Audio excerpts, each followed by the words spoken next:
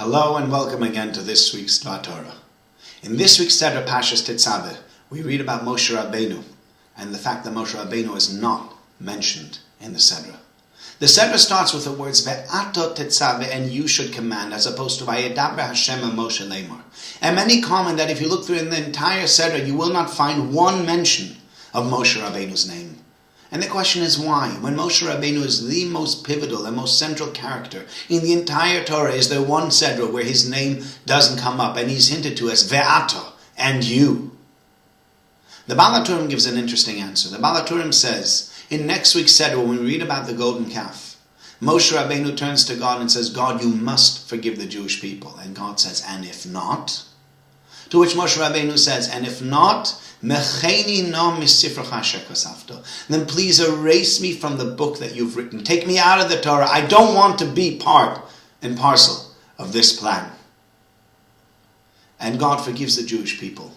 But Moshe Rabbeinu had said already, Moshe Rabbeinu had said, erase me from your book. And since Moshe Rabbeinu had said, erase me from your book, once he had said it, it would come to fruition one way or another.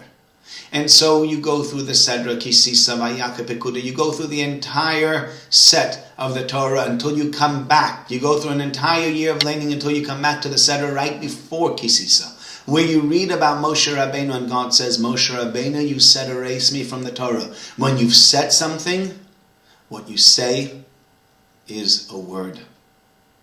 And there's a very, very big lesson in this.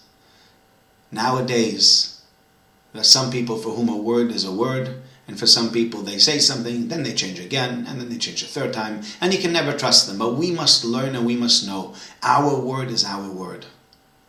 There's a story that's told about the Chafetz Chaim.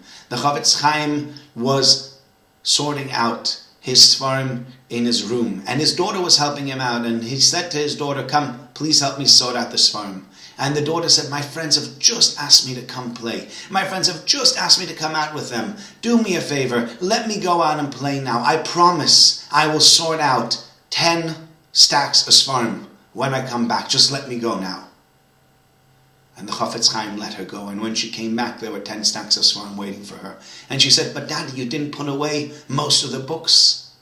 He says, you're right, but you promised you would put away 10 stacks of books. And I didn't want your promise to be in vain. I didn't want you to promise to do something and to not keep it. You must learn that on the one hand, yes, you can go and play. But on the other hand, you must be very careful with what you say. And you must think before you speak. And if you say something, your word is your word. Moshe Rabbeinu said, erase me. And God said, a word is a word, and it must be kept. And that is why Moshe Rabbeinu is not mentioned in this week's Sefer. And we can learn from that as well. Our word must be our word, being trustworthy, and no matter what we say, we stick to it, we keep it, and we live with integrity. Have a very good Shabbos.